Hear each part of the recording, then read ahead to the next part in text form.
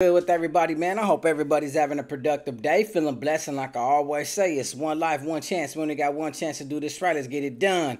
With that being said, another 559 video before I branch out. A subscriber asked me about 3 months ago, contacted me in an email, reminded me to do it. I said I'd get to it today. Everybody already knows when I do my best to answer my subscribers' questions in the videos, I got a list full of stuff I got to do. So I'm going to stay consistent, stay busy. I start working 6 days. My orientation, after that, it's going to be one video a day, my guys. So thank you guys and ladies as well for showing me all the support. So let's get into the video. With that being said, hit that subscribe button, hit that like. Always leave a comment. Let me know what you guys think in the comment section. Check the links in the description for my Apple and Spotify music. Go run up Tales from the Hood. It's on Spotify and Apple Music, all music platforms. Run the views up, run the streams up, bro. Let's go. Thank you guys for tuning in, and I appreciate you guys' support. Now, everybody knows and everybody talks about, Fresno, California. Fresno being it's one of the bigger cities that I've went to. It's like a mini version of San Jose or a mini version of Los Angeles, bro. Fresno is a beautiful city. All my days off, man, you'll catch me in Fresno. I love the beautiful city out here in Fresno, man. It's awesome. It's nice. It's big. Something to do. John's Incredible Pizza. We got laser tag. We got a bunch of bowling alleys. We got the Fashion Fair Mall where I'm always getting my latest gear. All my pro clubs and my t-shirts come from there. My hats come from the flea market because I know y'all been making fun of my hats. But, obviously, there's a lot of gangs that are in Fresno as we speak. Well, I'm not talking about Fresno County because outside of Fresno County, there is a lot of Bulldog neighborhoods that put in work, that do damage. The city of, I want to say, Orange Cove, that little town right there, they're actually going at it. The Bulldogs in the south, the Bulldogs in the north, they're always going at it. Really late, my God, they be kicking it off right there, the Bulldogs and the Northerners. But Fresno, the city of Fresno, you just got to be careful. It's a city where you can get caught slipping real fast, real easy. The crime rate is up. It's very ghetto. Very ghetto. And I know where all the 304s walk, man. Trust me. I know those hotels. Just saying, though. And just shout out to Fresno, California, man. You guys have a lot of beautiful women out there, man. Half my snap alone is from women from Fresno. I'll be like, man, I need that. Whoo, look at that. But an indictment occurred in 2000, I think 15 or 17. I was actually in prison, and I remember it coming up on the news. It actually came up on GMA one time. And I was like, ooh, the hometown, what's going on, man? What's going on in my valley? What's going on in the area I'm from? It was called Operation Alpha Dog. And the reason why it hit news and it was broadcasted worldwide and spoke about a lot is because it was crossing state lines. We're talking about from the West Coast to the East Coast. Now, everybody knows the famous police commissioner from Fresno, that bald dude with the mustache, Mr. Clean on Thugged Out with a badge. That individual, he's always doing a lot of press releases, and he actually stipulated that the Bulldogs in his city are wild animals, that he considers them scum of the earth. You know how bad you got to be and how much of a criminal you have to be in order for the public to be like, man, these dudes are scum, bro. Like, they make me sick, bro. I can't stand it out here. But everybody knows those Bulldogs have terrorized the streets of Fresno, California, from the north to the west. We have a lot of different neighborhoods. If you have any homeboys from Fresno, do a shout out to them in the comment section. Name their hood. It's all good, man. I don't mind. But in this operation, 32 high-ranking gang members of the Fresno Bulldogs were indicted. Some on state, some on federal charges. But here's a story that's pretty cool about it. Out of these 32 members, I'm not sure why they would label them high-ranking members. Maybe they were just shot callers of the neighborhoods or big-time dudes or bigger dogs that kind of were up there in levels, up there in respect, up there in their name, up there and putting in work, got a bigger rap sheet, bigger criminal background. But they said of high-ranking members, a lot of these individuals were wanted and arrested for multiple crimes. We're talking about trap houses up and down Fresno, California, where they were selling all types of different narcotics. Over 30 weapons. 30. Some of them were fully automatic machine guns. So obviously they were preparing for war, I guess. A few handguns, a few assault rifles, some pistols, all with serial numbers scratched out, and ghost guns. Now, trust me, I've seen a lot of videos all over YouTube. There's actually a Bulldog page where I watch a lot of their music videos. And that's where I use a lot of my credit from and a lot of my visuals in my video to showcase, who's out there, what they do, what they up to.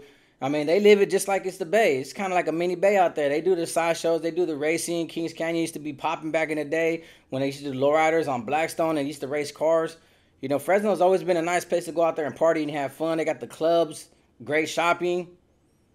Oh, did I mention beautiful women again? I just thought I'd point that out there.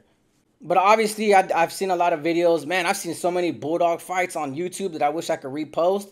But because I'm monetized, I'm not allowed to really post them. Other videos, other channels can. I wish I could show them. But you see a lot of Bulldogs squabbing. I even seen that rapper Faith 300 squabbing one-on-one. I don't know if it was with another Bulldog from another section. But, you know, Faye was, you know, he was getting his issue. And he got hit with a good one. I kind of stunned him. And then the camera just went off. So, who knows? I'm not making any accusations. But I've seen a lot of Bulldogs fighting out there, all over. I've personally seen it out there. I met Killer Tay when Fresno Uncensored first came out. So obviously you got a lot of Bulldog street gangs that are terrorizing the community that had to get multi-agencies involved. I'm talking about different law enforcement agencies. When you get the FBI involved, you're doing something serious and you're pissing a lot of people off. Even Homeland Security got involved in this with the DEA because of everything that was going on across state lines.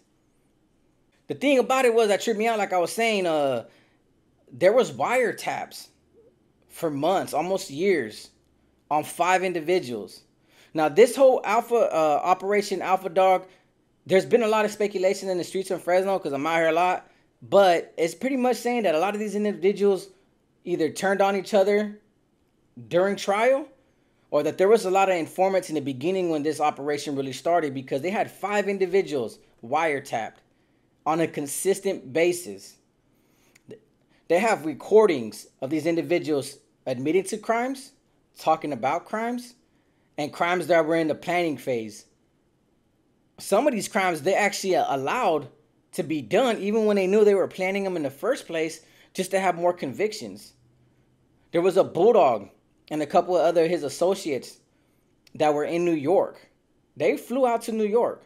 He got charged too. He got charged for a conspiracy for distribution with a cell phone because he was using his cell phone to contact individuals in different states, including New York. They actually went out there, set up shop, and were operating one of the biggest sex trafficking rings out of Fresno. The only thing that bothered me about this case, which was kind of disgusting to me, is that some of these girls were very young, underage, teenagers. And they were forcing these young women to work, getting them all coked out. Some of them were earning up to $10,000 a weekend and giving all that money to their pimp while they were just feeding them dope in their nose, making them work 24 hours a day on the blade. Some of these individuals are getting charged for that. 3 are still have outstanding warrants. One of them, I think, is facing a murder charge. But 32 gang members were involved in this criminal enterprise and this big operation, this ring. And the biggest part about it that they're trying to shed light on is the sex trafficking of young kids. Now, mind you, I grew up in the streets of Tulare. A lot of my crib homies used to pimp hoes on the west side, crack alley. I've seen it plenty of times. I even had a couple plenty of times. I've been busted with a lot of individuals who were in there for pimping and pandering. And that's a sex crime on their jacket. I've been active on the yard where there was homies that were out of Sacramento and different areas that were in there for pimping hoes, and they had to go under investigation to make sure these girls weren't young, that they weren't forced, that these women did it willingly, knowing that they were hoeing, and you know, the homie was pimping. But it's still a delicate subject, bro, because you still have to register as a sex offender. So all of these guys are gonna have to register as a sex offender. So 2 things. One is a story about a Bulldog I'm gonna tell you guys about, but most importantly, look, I get it. I understand the hustle. I come from the lifestyle, been in the lifestyle. I mean, I see a lot of women out here, man, they bust dates, they bust tricks. They do what they got to do money-wise. If that's what they can do and that's their hustle, hey, OnlyFans is a new era of it. I respect all hustles. If you're going to get it how you're going to get it, I just choose to do it the legitimate route. I think some young women shouldn't be exposed to that. Some of these women did come from broken homes, as they stated in the press release. But I also know that there's a lot of individuals out there with criminal minds that are gang members that would take advantage of a young girl's mind and force her to do things that she don't want to do only because she don't have nobody else. One of my cellies said he used to drive by bus housing stations up in the Bay, and he would see an abandoned girl, didn't matter the age, and he would walk up to her and just be like, "Man, you looking for a daddy?" And they'd be scared, homeless, shivering, cold, hungry, needing a high, needing a fix, and they feed them whatever they want, and then set them out there and just pimp them out. Like, to me, I hate to say it, but, pimping, it's still a hustle, but I could never get into it. I didn't like it. To me, it was like the same as hitting a woman. I just thought it was pretty lame. A woman, a grown woman, if she wants to sell her body, that's her choice. That's her option. But at least she's grown enough to understand what she's going through and what she's going to put herself through. The mental trauma she's going to have to deal with. How hard it's going to be to get a man to accept her for her past. But she's a grown woman. She's entitled to make her own decisions. A young woman being taking advantage of her body because she's young and she's in a predicament where she can't fend for herself. She can't take care of herself. Or a lot of people ruined their life for her to where she had nothing left and she was abandoned. And here comes some dude to say, you know what, I'm going to make her sell it so I can get some money. I think that's a shameful act. I personally don't like it. Pretty dude, that dude off of No Jumper, Sharp, is going to have something to say because he's pimping, big pimping. But I don't care. I've never been that really type to take advantage of a woman under a foul circumstance. Especially like that, especially when that's underage. So whatever charges these guys facing, whatever the judge hands them, more power to them. Because, like I said, if you can get a grown woman to work for you, so be it. I understand they probably go through the same trauma. They've been through the same thing. But they're old enough to understand that they can make a choice and they can make a decision to change.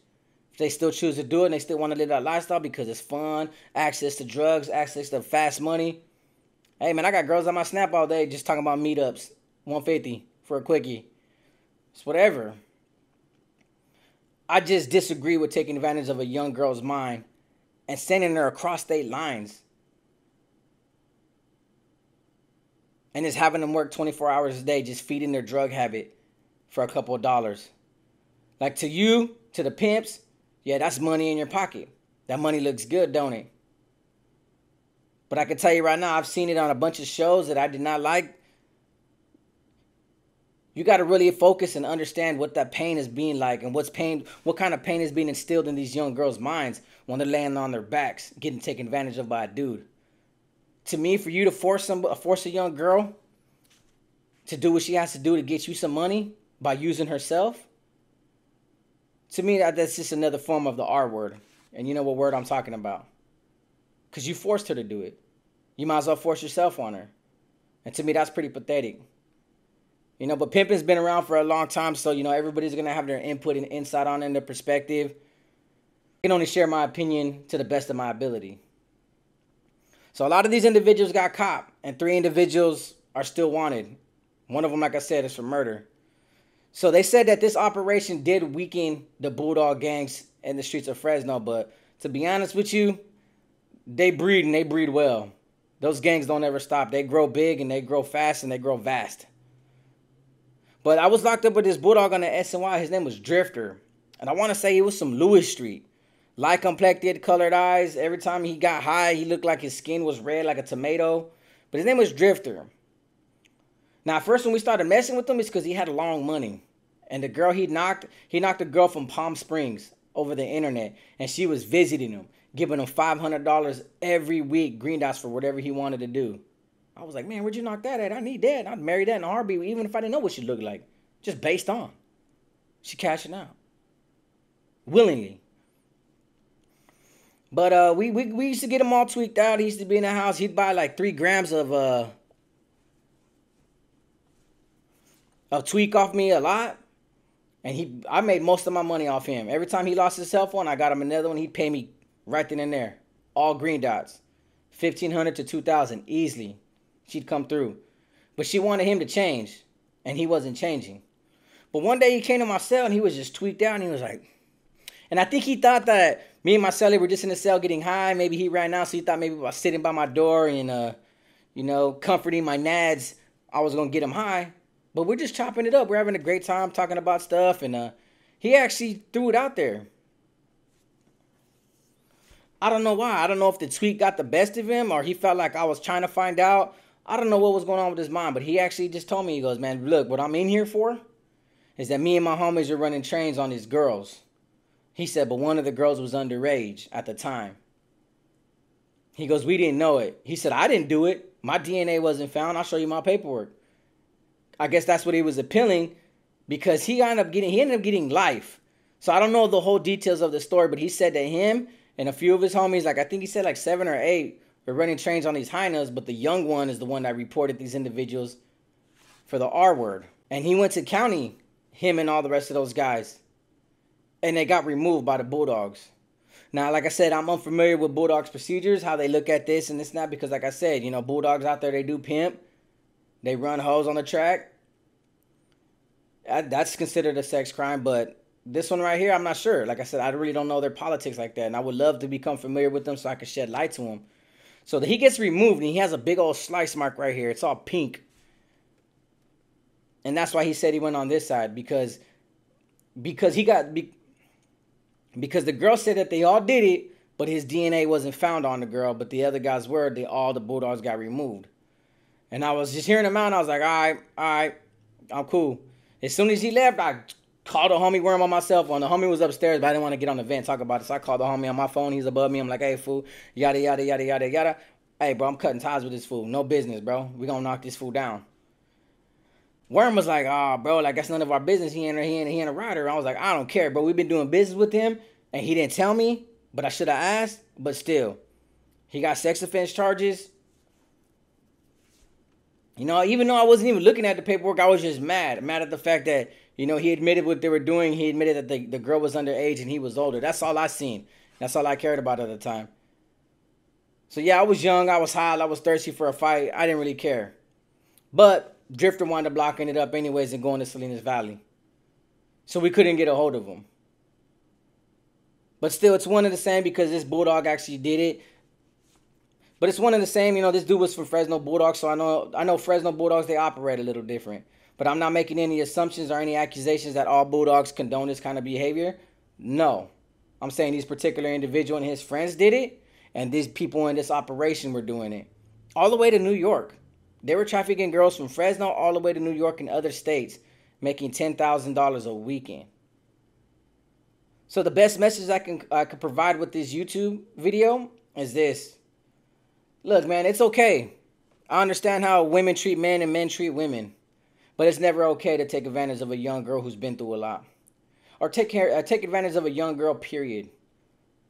She's young. We got to protect our women. We got to protect our children. But most importantly, you know, we can raise our sons to be tough and be thugs or be bad or defend themselves. We got to do the same for our daughters, too. I understand there's a little double standard right there, but I think we need to be way more protective over these young girls, over our future daughters. Because now that I'm getting older and I'm getting wiser and I'm starting to understand life from a better perspective, it's not cool to take advantage of a woman, or especially a young woman at that who's been through a lot. So to the youth out there, hey man, just appreciate a woman for what she's worth. Appreciate her presence. Don't think because you're tough and you're part of a gang and you're part of a hood, you got to look tough to everybody else. At the end of the day, them homies ain't going to be there for you. You'll be surprised how much more a woman will be there for you more than your homies would. So don't take advantage of these young girls because they want to be a part of the life or they want to have fun with you, and you take advantage of that just because you're with your homeboys.